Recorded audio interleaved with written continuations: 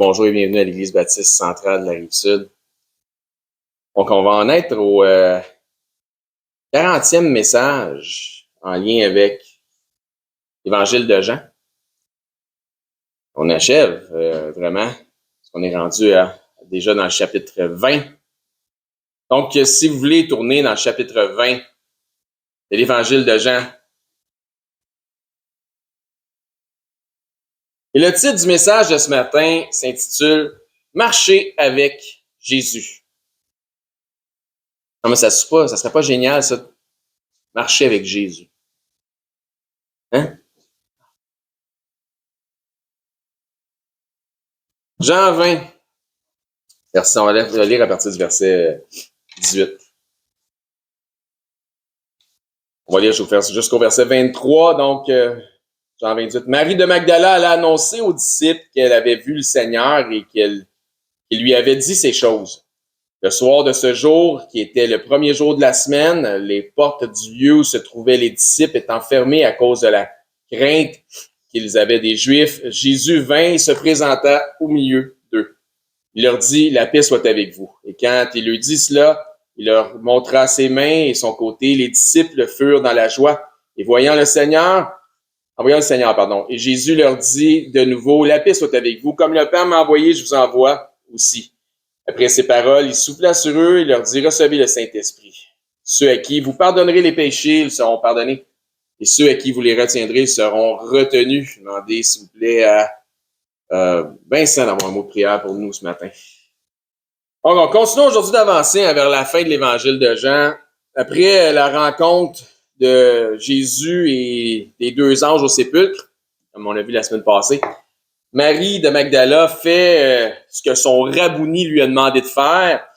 Elle va vers ceux que Jésus appelle ses frères, donc les disciples, et va leur expliquer qu'elle a vu le Seigneur.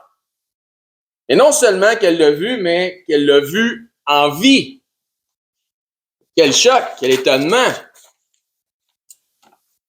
Et voici le message qu'il m'a chargé de vous transmettre. Donc, elle leur transmet un message. Donc, imaginez encore une fois l'étonnement selon cette partie de l'histoire. Il y a déjà deux qui sont revenus, hein? Donc Pierre et Jean, ils sont déjà revenus. Et eux ont seulement vu un tombeau qui est vide. Jean est sous conviction, il a bien compris pourquoi que le tombeau est vide. Mais c'est vraiment des disciples de genre féminine dans l'histoire qui particulièrement vont apporter le message de la vision de Jésus en vie. Donc Marie Magdala, on voit ça, elle particulièrement aussi. Donc elle va annoncer qu'elle l'a vraiment vu ressusciter. Si vous voulez tourner dans Luc, chapitre 24. Donc Marie l'annonce et Jésus va éventuellement leur apparaître lui-même en personne. Mais selon un autre récit, il y a une autre apparition de Christ qui s'est produite, qui prend place entre celle du tombeau et entre celle dans le lieu fermé où ils étaient tous ensemble, où se trouvaient les disciples. Dans Luc, on va voir ça dans Luc 24 à partir du verset 12. Il dit, mais Pierre se leva et courut au sépulcre, s'étant baissé, il ne vit que les linges qui étaient à terre. Puis il s'en alla chez lui dans l'étonnement de ce qui était arrivé. Encore, il n'a pas vu Christ, mais il a vu que le tombeau était vide. Et voici ce même jour, il va arriver une autre apparition. 2 disciples allaient à un village nommé Emmaüs, éloigné de Jérusalem de 60 stades. Ils s'entretenaient de tout ce qui s'était passé. Donc, ils parlent de ce qui s'est passé avec Jésus-Christ. Pendant qu'ils parlaient et discutaient, Jésus s'approcha et fit route avec eux. Donc, Jésus a marché avec eux. Donc, le titre de notre message ce matin, c'est « Marcher avec Jésus ». Mais leurs yeux étaient empêchés de le reconnaître. On va sauter au verset 22 de ce passage-là. Donc, il y a un entretien qui se passe entre ces deux types-là, puis 2 disciples et Jésus. Au verset 22, les types disent, il est vrai que quelques femmes d'entre nous nous ont fort étonnés, s'étaient rendues de grand matin au sépulcre et n'ayant pas trouvé son corps, elles sont venues nous dire que des anges leur sont apparus et qu'elles ont annoncé que Jésus est vivant. Quelques-uns de ceux qui étaient avec nous sont allés au sépulcre, probablement qui fait référence à Pierre et à Jean. Ils ont trouvé les choses comme les femmes l'avaient dit, mais lui, ils ne l'ont point vu. Donc, on sent la confusion, hein? Du moins l'étonnement chez les disciples. Toutes ces choses-là se passent dans le même 24 heures ou moins. La résurrection de Christ est un événement qui est phénoménal. C'est sans précédent, c'est phénoménal. Le mot est faible. Les 4 récits de l'Évangile, Matthieu, Marc, Luc, Jean, nous rapportent bel et bien chacun la résurrection de Christ. Jésus-Christ est un personnage historique. C'est maintenant un fait qui est incontestable, que Jésus-Christ est un personnage qui est dans l'histoire. Il n'est pas seulement dans la Bible. Il a été cité de façon historique. Donc, on retrouve sa présence dans l'histoire. Les récits des 4 évangiles confirment les histoires qui concernent ce fameux personnage. Ce ne sont pas juste des récits pour certains qui vont dire soit fantastiques ou pratiquement féeriques. Hein? Voyons donc, c'est pas vrai cette histoire-là. Mais ce sont des récits historiques de la venue d'un personnage qui s'appelle Jésus-Christ. Au minimum, c'est ça. Les personnages qui ont gravité autour de la personne de Jésus-Christ sont aussi des personnages, de vrais personnages, qui ont vraiment existé. Ponce Pilate, par exemple. Ponce Pilate, celui qui a permis que, par la main des Romains, Jésus soit mis à mort, est un personnage historique. C'est vraiment une figure qui a existé et qui a fait autorité pendant un temps en Israël. Joseph d'Arimathée a vraiment existé. Jean le Baptiseur a vraiment été décapité sous l'ordre d'un Hérode. Hérode ou les Hérodes, on peut dire que c'est un peu comme dire les Césars, a existé ou ont existé au temps de Jésus, de sa naissance à son ascension. Donc, c'est des personnages qui gravitaient autour de Jésus, qui ont tous vraiment existé.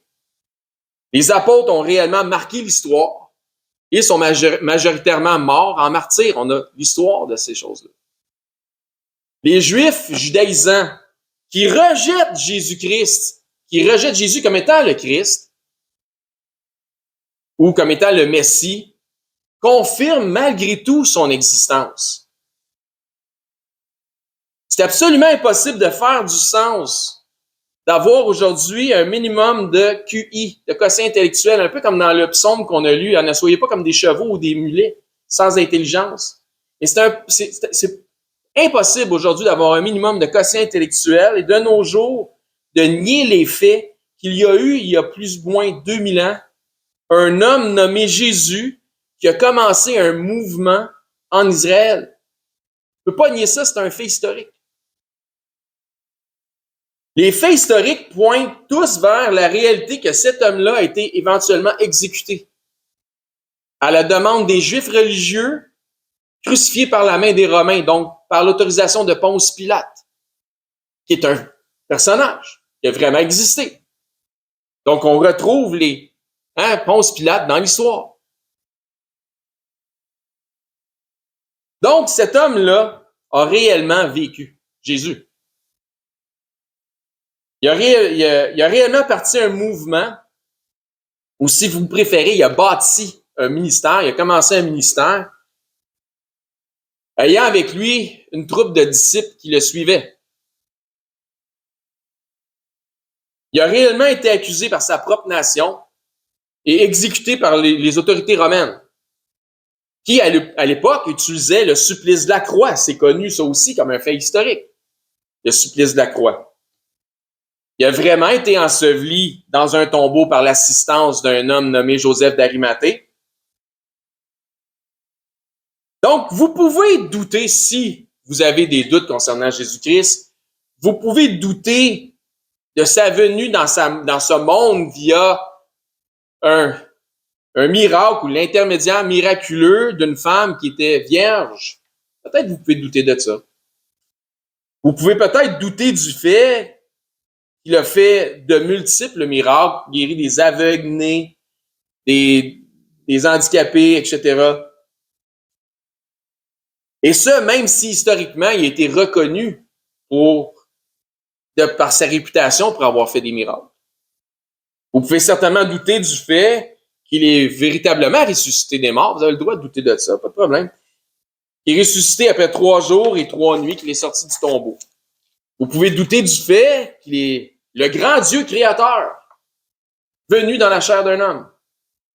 Vous pouvez douter du fait qu'il est monté au ciel éventuellement par une ascension miraculeuse, sans aucune assistance, en défiant les lois de la nature, en défiant la loi de la gravité terrestre.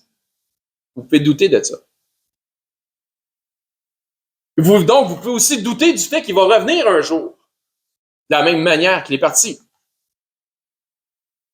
Donc, pour résumer, mis à part les prodiges, vous ne pouvez pas douter du fait que ce personnage a vraiment existé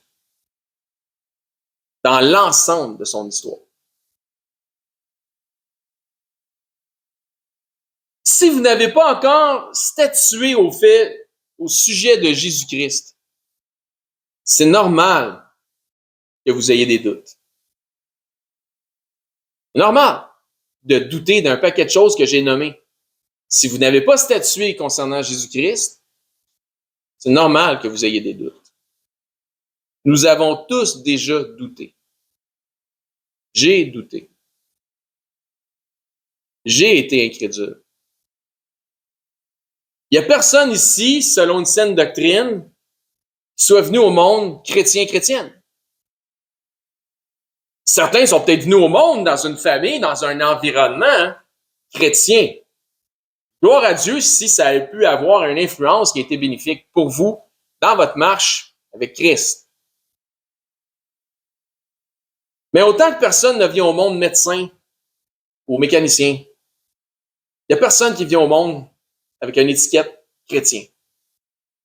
Ça n'arrive pas. En fait, ça nous parle que d'être chrétien, c'est être nouvelle, ça nous parle d'une nouvelle naissance. C'est associé à un choix. C'est associé à quelque chose de conscient, d'un mouvement, d'un changement.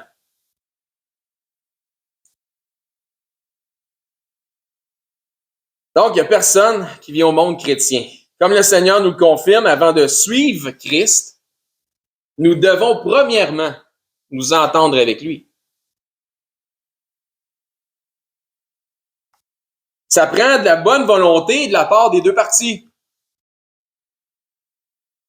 La bonne volonté de Dieu est déjà claire.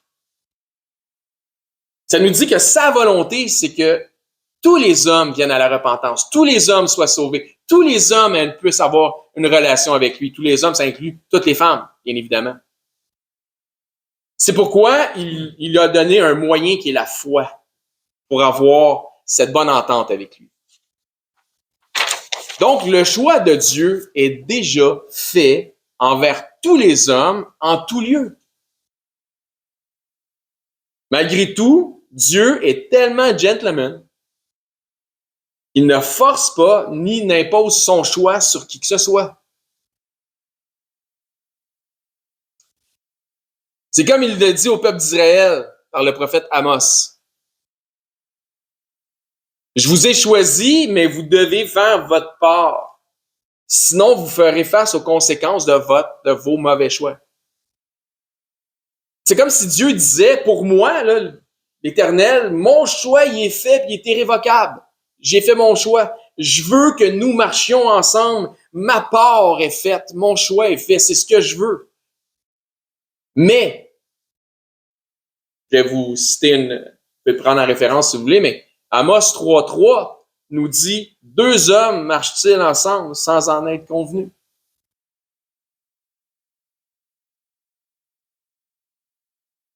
Autrement dit, si nous ne sommes pas capables de nous entendre, on ne pourra pas marcher ensemble. On doit s'entendre. Dans ce sens, Dieu a fait sa part. Il a donné ce qu'il y avait de plus précieux. Il ne peut pas en faire plus, sinon que de vous laisser savoir qu'il veut véritablement arriver à une entente. Sinon de vous lancer un appel. Dieu veut et souhaite être votre ami. Dieu vous laisse savoir aujourd'hui que son choix est fait et que sa part est faite. Il vous invite donc, vous aussi, à faire votre choix et à faire votre part. Si vous arrivez à la conclusion en entendant un message comme celui-ci, ou si vous êtes déjà arrivé à la conclusion que vous souhaitez suivre Christ, mais vous ne savez pas trop par où ça commence, cette marche-là avec Jésus. Si vous vous dites, j'aimerais ça faire la paix, moi, avec Dieu, savoir là qu'on est vraiment des amis, puis avoir la certitude que Dieu est mon ami, parce que t'as beau dire, Dieu, c'est mon grand chum. Tu pourrais dire ça, mettons, du président américain. Il dit, hey, laisse-moi rentrer à la Maison-Blanche, je le connais, lui. Ça marchera pas bien, bien. Sauf si lui dit, je le connais, lui, laisse-le rentrer. Fait que t'as beau dire que tu le connais, est-ce que lui te connaît? Ça, c'est une autre affaire. Donc, ça prend une bonne entente. Tu sais, si vous dites, j'aimerais ça pouvoir dire que je marche avec Jésus. Si vous avez ce sentiment, moi, je dis que c'est probablement le Saint-Esprit de Dieu qui cherche à vous convaincre votre esprit de l'amour qu'il a spécialement pour vous. Dans Actes chapitre 17, certains veulent tourner, sinon on peut prendre la référence. Fait que là, tu te dis, mais quoi faire? Qu'est-ce qu'il faut que je fasse? Ben, soumettez-vous à l'appel de Dieu. Soumettez-vous à l'appel de Dieu. Comme Paul l'annonce dans Actes 17, au verset 30. Donc, encore une fois, si vous avez le sentiment que il y a quelque chose concernant Christ, puis vous dites, hey, j'aimerais ça vraiment, tu sais, pouvoir être certain de marcher avec Jésus, d'être en accord avec Dieu. Encore une fois, c'est probablement le Saint-Esprit de Dieu qui s'adresse à vous pour vous convaincre de l'amour qu'il a pour vous.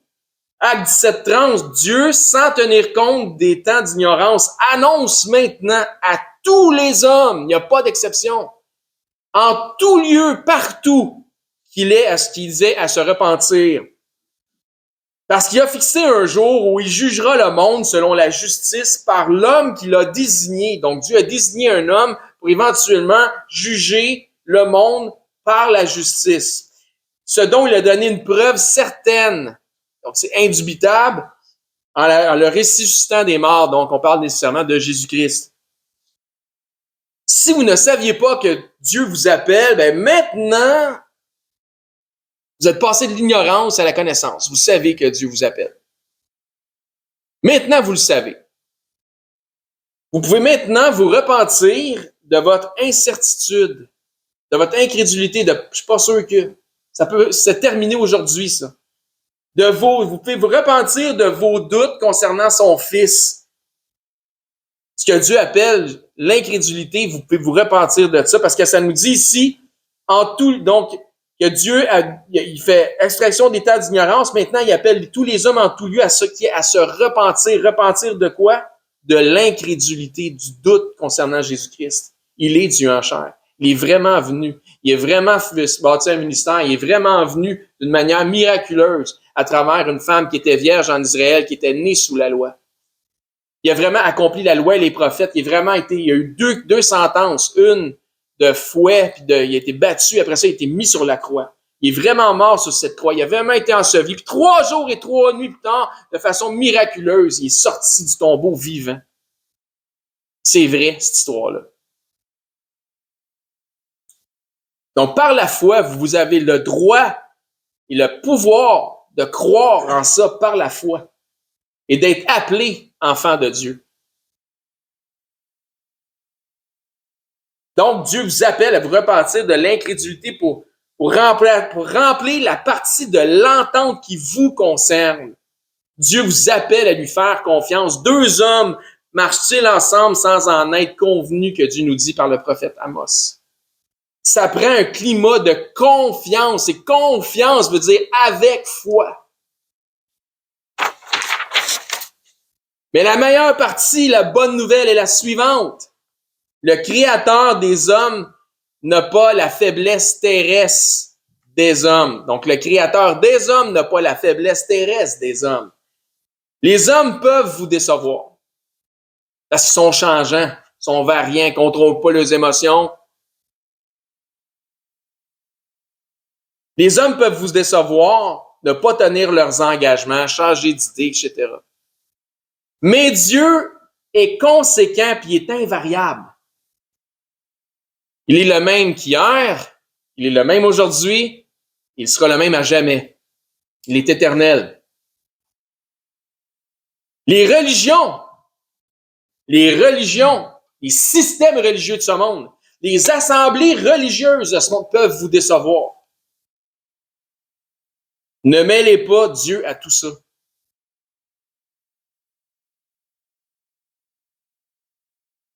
Dieu est digne de confiance avec foi. Dieu est digne de votre confiance et il ne vous décevra jamais.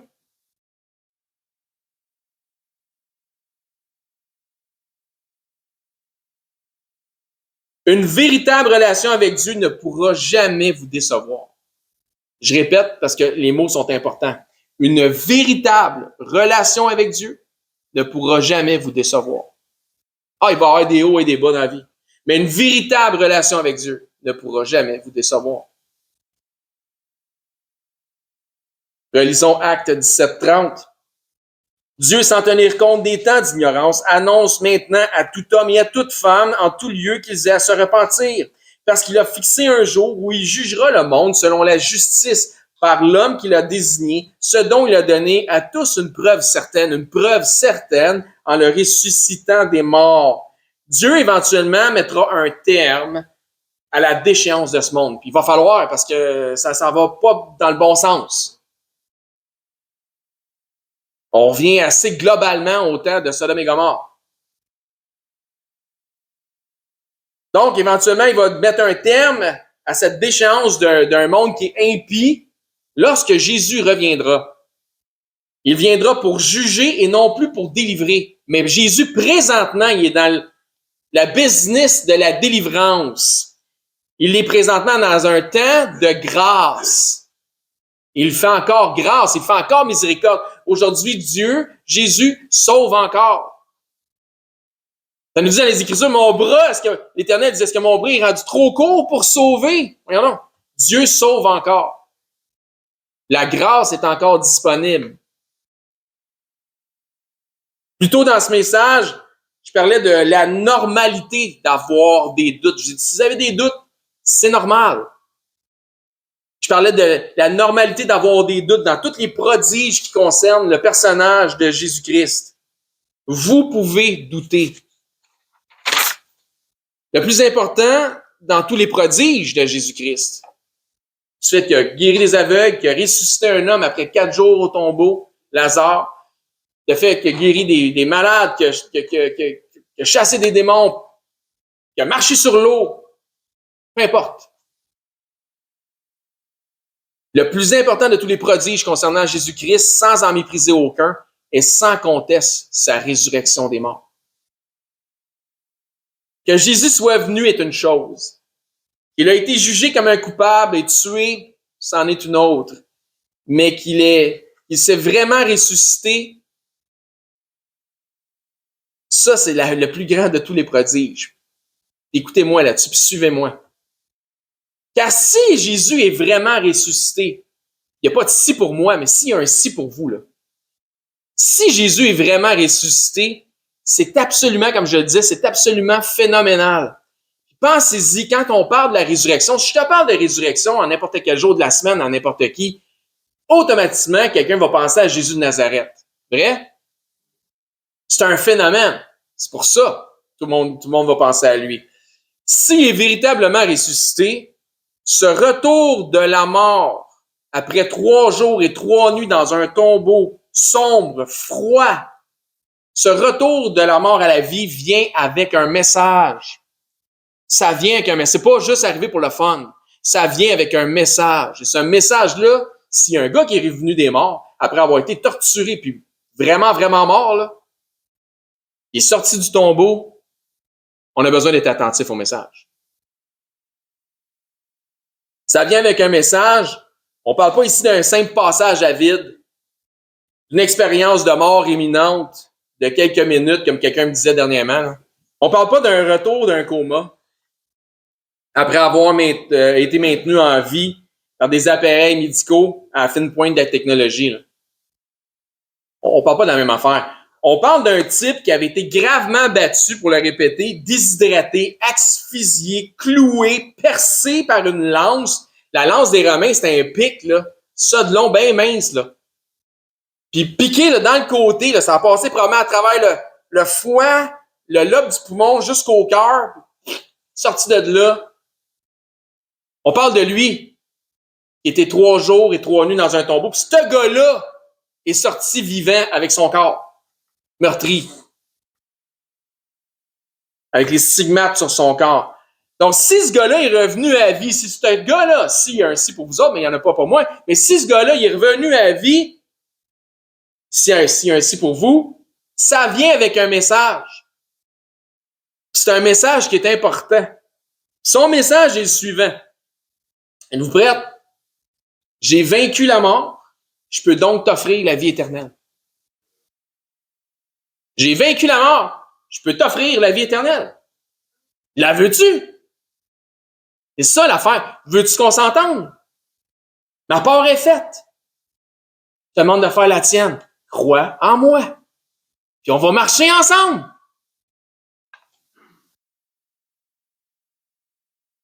La vérité que Jésus est le seul et unique accès à la vie éternelle. Il dit, je suis le chemin, la vérité et la vie.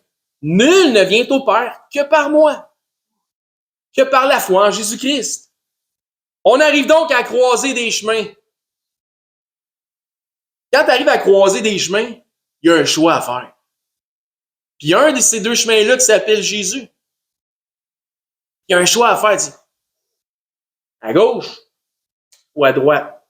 Qu'est-ce que je fais? Il y a un choix qui s'offre à tous. Continuer sur le même chemin de la perdition éternelle. Ça, c'est le chemin que tout le monde emprunte, qui est large, qui est spacieux, qui est ouvert à tous. Tout le monde peut l'emprunter. Ou il y a un chemin qui est ouvert à tous aussi, mais qui est plus étroit, mais qui est safe, qui est sécure. Ce deuxième chemin-là, c'est le chemin de la vie éternelle, c'est Jésus-Christ. Donc, on arrive à la croisée des chemins. Quel chemin prendre? Le bon chemin se nomme Jésus-Christ. Comme avec les deux disciples qui font route avec Jésus sur le chemin d'Emmaüs, Jésus veut sceller une entente afin de marcher avec vous. Oui, mais là, tu sais, prêcheur, je t'écoute là, puis je me dis, c'est quoi les preuves de sa résurrection si c'est important que ça? C'est quoi les preuves que j'ai? C'est certain qu'il y en a qui disent que c'est impossible d'avoir une preuve de sa résurrection. Tu ne peux pas te sortir un film de ça. Là. Mais il y a quelque chose. Il y a quelque chose sur quoi tu peux t'accrocher. Parce que pourtant, Paul nous parle bel et bien ici en disant, au verset 31 du chapitre 17 de Actes, parce qu'il a fixé un jour où il jugera le monde selon la justice par l'homme qu'il a désigné, ce dont il a donné à tous. Donc, tous, ça t'inclut. Selon il a donné à tous une preuve certaine en le ressuscitant des morts. Tu veux une preuve? Paul, il dit que sa résurrection est la preuve. Ouais, mais comment moi j'ai la preuve de sa résurrection? Ah, on y arrive. Paul mentionne que la résurrection de Christ démontre non pas seulement une preuve, mais une preuve certaine que Jésus est celui qu'il est vraiment. Pour l'instant, il est sauveur potentiel pour quiconque vit encore. Sinon, il sera éventuellement le juge de tous ceux qui ont décidé de demeurer dans le péché de l'incrédulité. Ça va pour ça? Encore une fois, sa résurrection est, selon la sagesse de l'apôtre Paul, une preuve. Selon Paul, qui était extrêmement sage, très intelligent, il dit que sa résurrection est, selon lui, une preuve. Comment est-ce que sa résurrection constitue-t-elle une preuve? Parce que Paul ne l'a jamais vu ressusciter. Il l'a vu. Il y a eu une apparition de Jésus. Mais il n'a pas fait partie des disciples qui ont pris part à son retour après sa résurrection. Mais comment ça peut constituer une preuve? Donc lui, il était sur le tort, l'apôtre Paul. Une autre histoire, pour un autre temps. Quelle est justement la preuve de sa résurrection? La preuve se retrouve chez la nuée de témoins oculaires qui l'ont véritablement vu, entendu, côtoyé, touché, puis qui ont mangé avec, etc., après sa résurrection d'une mort qui était plus qu'évidente et plus que certaine. Il y a une nuée de témoins qui l'ont entendu, touché, côtoyé, qui l'ont vu, qui ont mangé avec, après sa résurrection. Marie de Magdala l'a vu. Les 2 disciples sur la route l'ont vu. Les apôtres l'ont vu. Les disciples dans la pièce fermée, on va le voir, l'ont vu. Thomas, l'incrédule, qui voulait rien savoir, qui disait, moi, je le vois, je veux rien savoir, l'a vu et a été converti. Dans 1 Corinthiens 15:6, ça nous dit, ensuite, il est apparu à plus de 500 frères à la fois. Le témoignage est suivant. Ça nous dit dans 1 Corinthiens 15:6. Ensuite, il est apparu à plus de 500 frères à la fois, dont la plupart sont encore vivants et dont quelques-uns sont morts. Aujourd'hui, j'ai des nouvelles pour vous autres, ils sont tous morts. On ne parle pas ici d'une apparition comme étant un flash fantomatique qui a duré 5 secondes. Hey, je viens de voir de quoi passer. C'était Jésus. On parle ici réellement d'une manifestation qui est physique et d'entretien avec cette manifestation physique, des entretiens de qualité. C'est entretenu avec. Voici ce qu'un homme de science qui aime avoir des preuves, voici ce qu'un homme de science mentionne concernant Jésus. Luc, celui qui est l'évangéliste Luc, qui écrit l'évangile de Luc, selon Luc, étant docteur en médecine, qui devait bien douter, lui, de la résurrection d'un mort, là. Ben, Luc, étant docteur en médecine de son époque, dit ceci dans Acte 1:3. Il dit, après qu'il eut souffert, il leur apparut vivant et leur en donnant plusieurs preuves, se montra à eux pendant 40 jours. Quand je dis d'avoir des entretiens de qualité pendant 40 jours, Jésus, après sa résurrection, il s'est présenté à plus de 500 frères à la fois pendant ces 40 jours-là, et pendant 40 jours, il s'est entretenu avec des gens après sa résurrection. En parlant des choses, donc il s'entretenait avec eux autres, d'un entretien de qualité, en parlant des choses qui concernaient le royaume de Dieu. C'est certain que je ne peux pas te donner une preuve physique aujourd'hui, mais en cours de justice, la multiplication des témoins oculaires peut certainement constituer l'équivalent de la preuve. N'est-ce pas? Donc, la preuve était bonne il y a 2000 ans. Pourquoi qu'elle serait plus bonne aujourd'hui? La preuve qui était bonne il y a 2000 ans est encore bonne aujourd'hui. Cette preuve serait bonne en cours de justice et elle est encore bonne pour toi aujourd'hui. Ça prend habituellement 2 ou 3 témoins assermentés, donc dignes de confiance, qui sont tenus de dire toute la vérité et rien que la vérité sous peine de conséquences pour décider d'un jugement. Vous me suivez? Ça a du sens ce que je dis?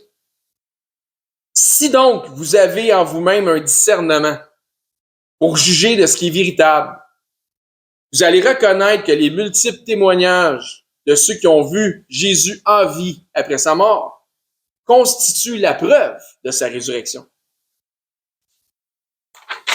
La question est donc, ces témoins oculaires sont-ils vraiment dignes de confiance? Plus de 500 témoins. Sont-ils vraiment dignes de confiance? En vérité, ça en prend juste un ou une qui dit la vérité pour que Jésus soit réellement ressuscité. Juste un ou une qui dit la vérité. Là, t'en as 500. Ça nous laisse 2 choix. Soit qu'ils sont tous dignes de confiance, soit que ce sont tous des menteurs. As-tu d'autres options? Tu as juste 2 choix. Soit qu'ils sont tous dignes de confiance, soit qu'ils sont tous menteurs. Puis s'ils sont menteurs, c'est les pires des caves. Les pires des imbéciles. Pas sûr que ce soit des imbéciles. Non, c'est ça. S'ils sont tous menteurs, Jésus n'est donc jamais ressuscité. Il s'agit donc du plus grand canular collectif ever, à jamais. S'ils sont tous dignes de confiance, nous sommes tous dans l'obligation, que tu doutes encore ou pas, tant mieux si tu doutes plus. Et si tu doutes encore, tu es quand même dans l'obligation d'être attentif à un message qui vient avec le prodige de la résurrection. Ce qui constitue la preuve de la sincérité est le fait qu'ils sont, pour la plupart, morts pour leurs convictions. Hébreux 11. Les gens, là, ils vont donner leur vie pour une cause. Tu n'as pas plus dévoué à une cause qu'un bénévole, par exemple. Les gens vont donner leur vie pour une cause, mais pas pour un canular. Ça n'arrivera pas. À moins qu'ils y croient vraiment et qu'ils se sont fait à croire quelque chose. Mais pas 500 témoins qui l'ont vu, là. Ça marche pas, ça.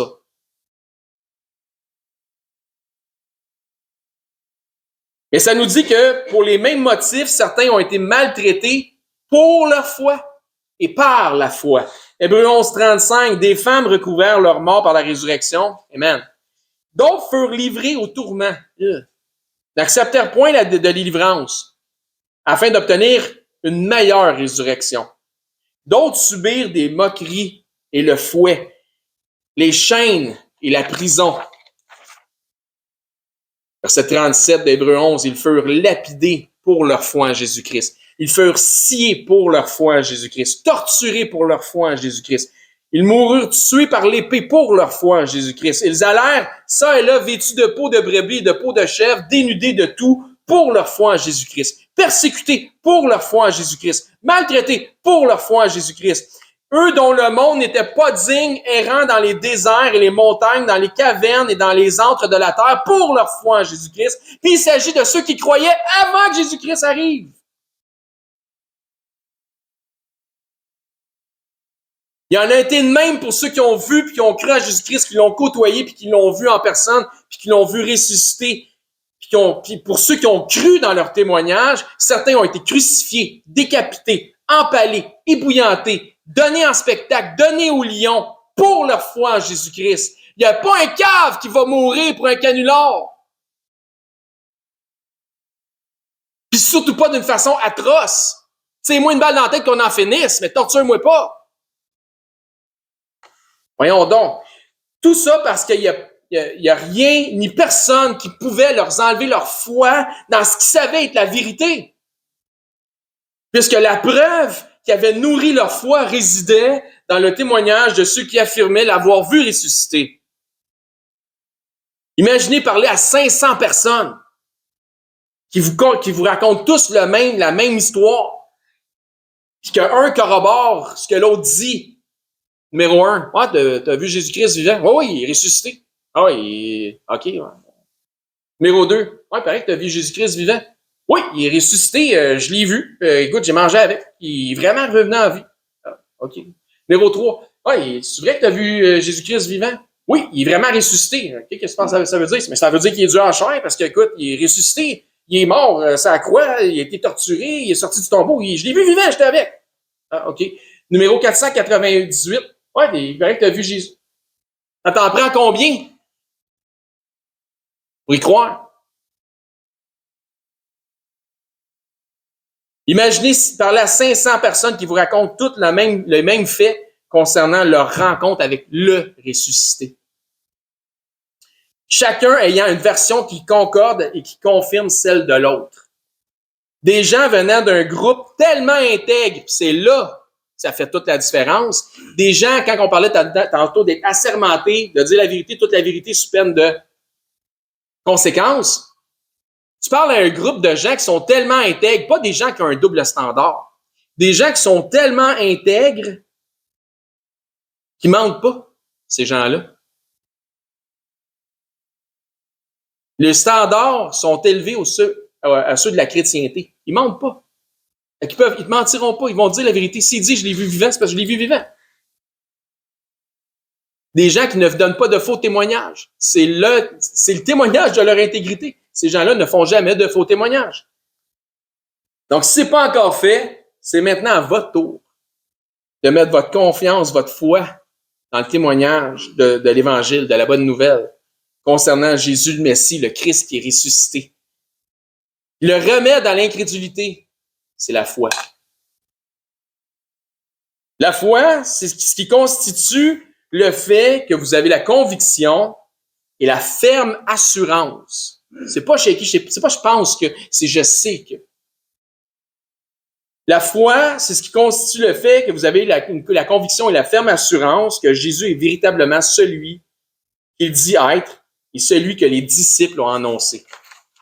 La foi, c'est ce qui vous donne accès à la vie éternelle. Vous assure une place au ciel dans l'éternité auprès du Créateur. Pas merveilleux, ça? Pas compliqué, là? C'est un cadeau gratuit en plus. Tu as juste à le demander, puis il va te le donner. Puis ça nous dit que Dieu est immensément riche pour tout le monde qui demande. Il y a la vie éternelle pour tout le monde qui demande. Il n'est jamais à court de pouvoir donner la vie éternelle.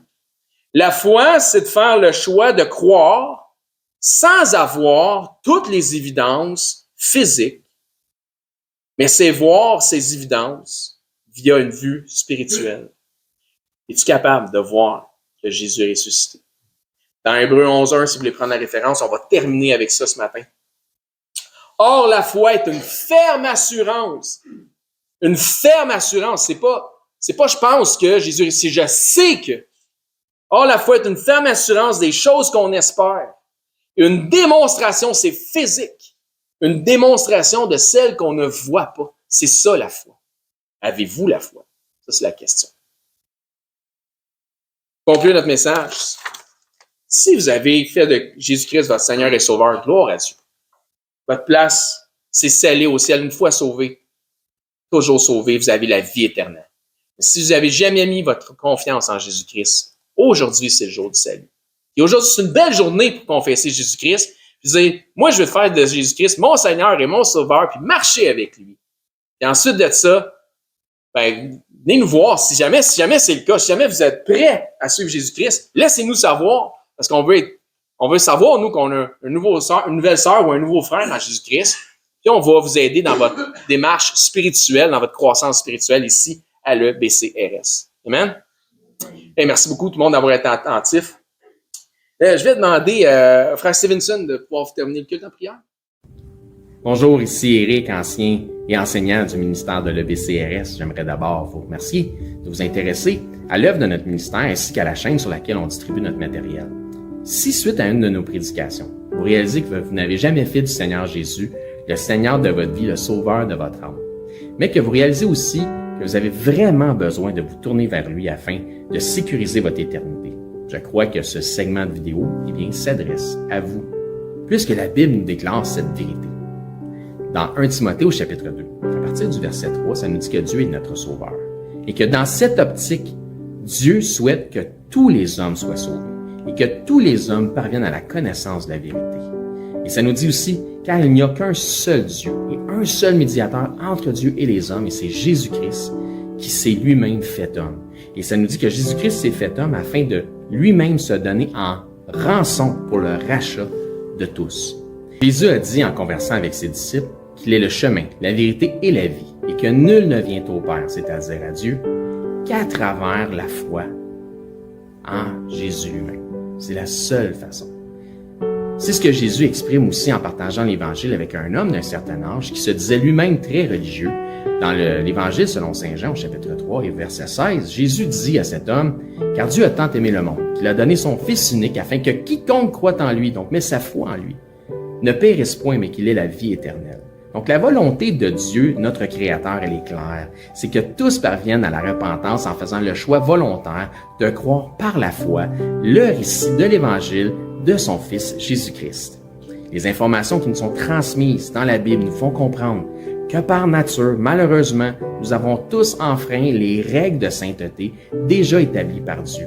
Nous avons tous enfreint au minimum une des 10 lois, des 10 règles, des 10 commandements, mentir, prendre le nom de Dieu en vain, manquer d'honneur à nos parents, blasphémer, peu importe. Donc Dieu, dans sa perfection, qu'il ne peut renier, est 100% juste. Et puisqu'il est 100% juste, il doit nous juger selon la justice. Et comme nous sommes tous coupables de péché et de transgression, nous méritons tous notre sentence. Mais bonne nouvelle, parce que Dieu, dans sa perfection, est aussi 100% miséricordieux et souhaite faire miséricorde à tous. Donc, Dieu nous tend la main afin de nous sauver du châtiment qui lui est réservé aux transgresseurs de sa loi.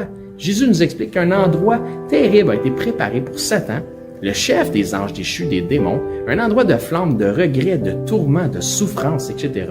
Et la réalité de l'enfer que Jésus nous explique, les raisons pourquoi c'est si effroyable, et que tous les attributs de Dieu, ils sont absents, puisque c'est tellement éloigné de Dieu. Tandis que Jésus dit à ses disciples qu'il est allé au ciel, dans la demeure du Père, pour nous y préparer une place. Dans cette place, le paradis céleste, étant auprès de Dieu, au contraire de l'enfer, étant dans sa proximité, nous y retrouverons l'ensemble des attributs que procure sa présence. La joie, l'allégresse, l'amour, le bonheur, mais dans une proportion qui est inexprimable et incompréhensible pour les simples charnels que nous sommes présentement, dans une façon que les mots ne peuvent pas exprimer. La Bible déclare que le salaire du péché, c'est la mort, et non seulement la mort physique, mais aussi la mort spirituelle. Et que la mort spirituelle est une incapacité à avoir accès à Dieu. C'est une séparation d'avec Dieu. La Bible déclare dans Romains chapitre 6, 23 que le salaire du péché, c'est la mort, mais que le don gratuit de Dieu, c'est la vie éternelle en Jésus-Christ, notre Seigneur. La vie éternelle est donc un cadeau que Dieu vous fait, qui est accessible pour tous, dans la mesure où chacun accepte de recevoir ce cadeau. Donc, tel un cadeau qui nous est offert, la réalité représente que nous n'avons pas d'effort ou d'œuvre à faire utile pour recevoir ce cadeau. Sinon, ça ne serait pas un cadeau, mais ce serait un dû. Ainsi donc, il n'y a aucune œuvre que nous pourrions faire pour nous racheter nous-mêmes de nos fautes, de nos transgressions ou de nos péchés que nous avons commis contre Dieu. L'œuvre utile pour notre rachat a été accomplie par Dieu en la personne de son Fils Jésus-Christ lorsqu'il a pris notre place sur la croix. Ce qui a été entièrement confirmé aussi pour notre justification à la résurrection des morts après 3 jours et 3 nuits au tombeau. Ainsi donc, la Bible dit que pour être sauvé de la mort et de l'enfer, c'est-à-dire afin d'avoir la vie éternelle et notre place au ciel, il faut simplement mettre notre foi en Jésus-Christ, le Seigneur. La Bible dit « Crois au Seigneur Jésus et tu seras sauvé ». Mais croire au Seigneur Jésus, c'est important qu'on en parle. Croire au Seigneur Jésus a une signification. C'est simple, mais, comme je dis, important. Cela signifie de croire par la foi dans le récit de l'Évangile de son Fils. Puisque la Bible dit que l'Évangile est la puissance de Dieu pour le salut de quiconque croit. Que dit donc cet Évangile, cette bonne nouvelle, puisque Évangile veut dire bonne nouvelle? Mais Romains, au chapitre 10, nous en parle justement. À partir du verset 8, ça nous dit que cette bonne nouvelle, cette parole, est près de toi, elle est dans ta bouche et dans ton cœur. Or, c'est la parole de foi que nous prêchons. Si tu confesses de ta bouche que Jésus est le Seigneur et que si tu crois dans ton cœur que Dieu l'a ressuscité des morts, tu seras sauvé. Ça nous explique ensuite, car c'est en croyant du cœur qu'on parvient à la justice et c'est en confessant de la bouche qu'on parvient au salut, selon ce que dit les Écritures. Quiconque croit en lui ne sera point confus. Il n'y a aucune différence pour quelque nation que ce soit juif ou grec, puisque tous ont un même Seigneur qui est riche pour tous ceux qui l'invoquent. Car quiconque invoquera le nom du Seigneur sera sauvé. Il ne s'agit donc pas de réciter une prière selon une formule toute faite qui fait la différence, mais bel et bien de mettre sa foi dans le Seigneur Jésus-Christ. Si vous croyez que Jésus-Christ, Dieu le Fils, le ressuscité, est Seigneur et que vous acceptez d'en faire le Seigneur de votre vie, ainsi il devient instantanément aussi le sauveur de votre âme. Si tel est votre cas, gloire à Dieu, vous faites maintenant partie de son troupeau. En tant que nouveau disciple, ce qui est important maintenant, c'est de vous trouver premièrement un enseignant qui enseigne la vérité de la parole de Dieu. Et joignez l'assemblée où cet enseignant œuvre afin d'avoir part à l'amour des frères et de la famille en Christ.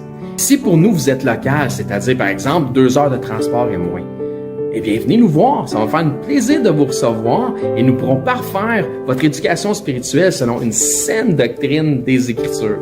Donc c'est là-dessus que je vous dis, soyez bénis et je l'espère, à bientôt.